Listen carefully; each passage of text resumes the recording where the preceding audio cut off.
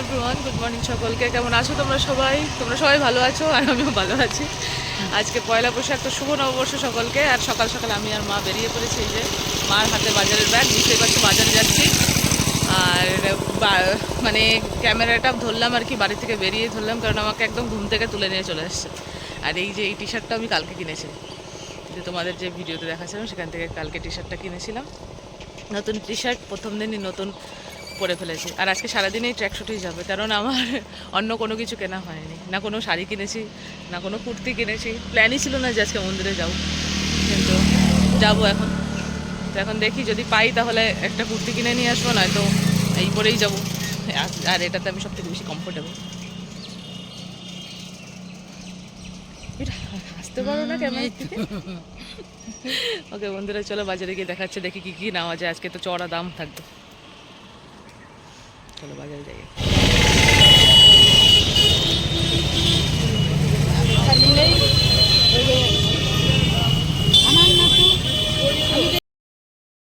তো বন্ধুরা, যেমনটা তোমরা দেখতে পেলে, আমরা হাবড়ায় পৌঁছে গেছি। আর এখন রয়েছি বাজারে ঢোকার গলিতে, শ্যাম মার্কেটের গলিতে। যারা হাবড়ায় থাকো তারা তো জানোই, এই গলিটা চেনোই। যারা না চেনো তাদের জন্য আমি বলে দিলাম।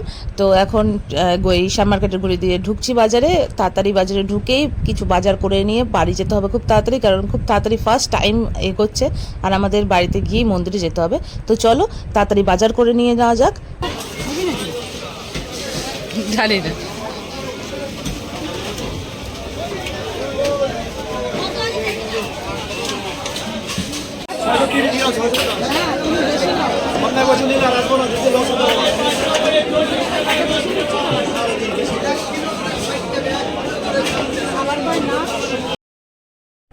বাজার করা হয়ে গেছে। এই যে আমার হাতে ব্যাগও রয়েছে। এবার চলে যাবো সোজা বাড়িতে, দেন তোমাদের সাথে দেখা হচ্ছে। তো বন্ধুরা, যেমনটা তোমরা আমাকে দেখতে পাচ্ছ, আমি বাড়িতে চলে এসেছি আর ড্রেসও চেঞ্জ করে নিয়েছি। তো এখন আমি যে কাজগুলো রয়েছে সে কাজগুলো করে নিয়ে স্নান টান করে রেডি হয়ে থাকবো। আর মা আসলেই মাও রেডি হয়ে ওরা একবারে বেরিয়ে যাবো মন্দিরের জন্য। তো এখন আর অন্য কিছু আর করার নেই, শুধু কাজই করার আছে। তো সেগুলো করে নিয়ে তারপর তোমাদের সাথে আবার দেখা হবে। তোমরাও কাজ করে নাও জলদি জলদি।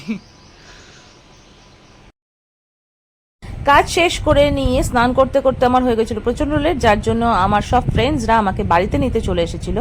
আর তার মধ্যে আমার সব ফ্রেন্ডসরাই আবার মন্দিরে চলেও গেছে আমার মাকে নিয়ে, কারণ মন্দিরের জন্য আর কি বাটা দেওয়ার জন্য, প্রসাদ ভোগ দেওয়ার জন্য লেট হয়ে যাচ্ছিলো। তার জন্য আমি ওদেরকে বললাম যে চলে যা, মাও ওদের সাথে চলে গেছে। আর আমি সবার পরে গেছি, ওদের সবার পরে গেছি। আর আমি চুলটা শুকানোরও টাইম পাইনি, তোমরা দেখতেই পেয়েছো যে আমি কি বিধ্বংসী অবস্থায় বাড়ি থেকে বেরিয়েছি, এতটাই লেট হয়ে গেছিলো তার জন্য। আর এখন আমি চলে এসেছি এইদিকে আমার মাকে নিয়ে একটু মায়ের দর্শন করতে, কালী মায়ের দর্শন করতে। আর ফ্রেন্ডসরা অন্য সাইডে রয়েছে, তো আগে দর্শন করব, তারপরে সবার সাথে আবার দেখা হয়েছে। ঢুকতেই পারলাম না, ঢুকতেই পারলাম না, তাড়াহুড়ো করে আসছে।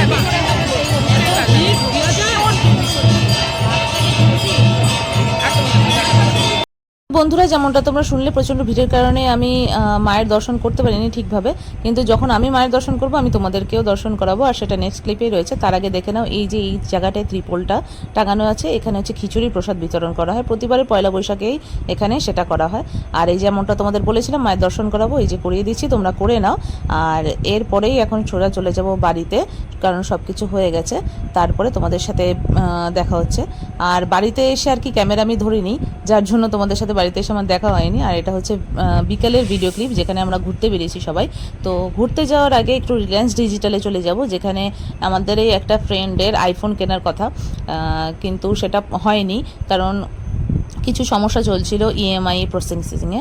তো সেটা পরে নেওয়া হবে বললো, বাধা পড়েছে, এখন নেবো না, পরেই নেব। তো আমরা চলে গেছিলাম তারপরে ক্যাফেতে। আর এই যেখানে আমার দিদিও চলে এসেছে। আর এটা হাবড়ারই একটা ক্যাফে, যেখানেও খুব ভিড় ছিল, বাট আমরা বসার জন্য টেবিল পেয়ে গেছিলাম পছন্দ মতন। অনেকেই দাঁড়িয়েছিল, দেখে খুব খারাপও লাগছিল যে কত লোক দাঁড়িয়ে রয়েছে, বাট কিছু করার নেই, কারণ ভীষণ ভিড় ছিল। আর অনেকে ফিরে ফিরেও যাচ্ছিল এত ভিড় দেখে। আসলে আমরাই প্রথমে ফিরে যাচ্ছিলাম, তারপরে ওরা টেবিল করে দিলে বলে বসে গেছিলাম। তারপরে আমাদের অর্ডার চলে এসেছে, প্রথমেই চলে এসেছে কফি, আর তারপরে এসেছে এটা চিকেন স্যান্ডউইচ ছিল।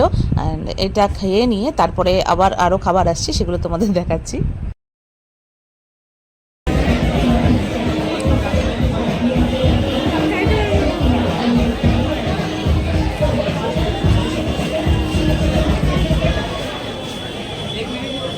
স্যান্ডউইচের পরেই চলে এসেছে ফ্রেঞ্চ ফ্রাইজ, আর যেটা আসার পরেই একদম আমার দিদি খাওয়া শুরু করে দিয়েছে। কারণ ওরা চিকেন স্যান্ডউইচ দুজনের কেউই খায়নি, আমি একা খেয়েছি। কারণ পয়লা বৈশাখ ছিল মঙ্গলবার, আর ওরা মঙ্গলবার দিন নিরামিষ খায়, তো এটা ওদের জন্যই ছিল, কিন্তু সেখান থেকেও আমি খেয়েছি। তো যাই হোক, আমাদের খাওয়া দাওয়া সব শেষ, এখন পড়েছি বেরিয়ে। আর বন্ধুরা বন্ধুদের মতন চলে গেছে, আর আমি আর দিদি এখন যাচ্ছি ভ্যানে করে। তো এখান থেকে যাব আগে দিদিভাইয়ের বাড়িতে, ওখানে গিয়ে ওখানে মা রয়েছে, তো ওখান থেকে মায়ের সাথে তারপরে যাব বাড়িতে। তো চলো আমাদের সাথে তোমরাও দেখতে থাকো হাবড়ার ভিড়, কেমন ভিড় রয়েছে। জানি সব জায়গাতেই ভিড় রয়েছে, যে যেখান থেকেই দেখছো না কেন, কিন্তু আমি যেহেতু হাবড়ায় থাকছি, তো আমি হাবড়ারটা দেখাবো। আর তোমাদেরকে এখন একটা জিনিস দেখাই, এই যে তোমাদের সুতোপাতি ভিডিও কলে ছিল, মানে দিদিকে কল করেছিল, কিন্তু ওর কোনো কথা শোনা যাচ্ছে না। আর কিন্তু ও ওখানে বলছিল যে তুই আমাকে ভিডিওতে যে নিচ্ছিস, তোর তো ভিডিও ব্লগ করে লাভ নেই, তুই তো ডেলি করিস না, কোনো দরকার নেই তোর ব্লগ করার, এইসব কথাই বলছিল। সেটা আমি বলেই দিলাম তোমাদের। আর এখানে মাকে নাও হয়ে গেছে আমার দিদিভাইয়ের বাড়ি থেকে, এবার চলে যাবো সোজা বাড়িতে, বাড়ি থেকে দেখা হচ্ছে। বন্ধুরা আমরা এখন বাড়িতে ঢুকছি, আর আসার সময় মানে একটা বিভৎস অ্যাক্সিডেন্ট হয়ে গেছে। মানে আমাদের সাথে হয়নি, কিন্তু হয়েছে, ড্রাঙ্ক ছিল যতটা শুনলাম, 4 হুইলার চালাচ্ছিল, তো এমনভাবে মেরেছে যে হয়তো চালাচ্ছিল না কি সাইডের জন জানি না কে, একদম একটা শরীরটা দেখে মনে হলো বাচ্চা ছেলে, স্পট ডেড হয়ে গেছে, আর রক্ত চারিদিকে। আর আমার চোখ পড়ে গেছে, আর এখন কীরকম একটা লাগছে আমি বোঝাতে পারবো না, পুরো স্পট ডেড হয়ে গেছে।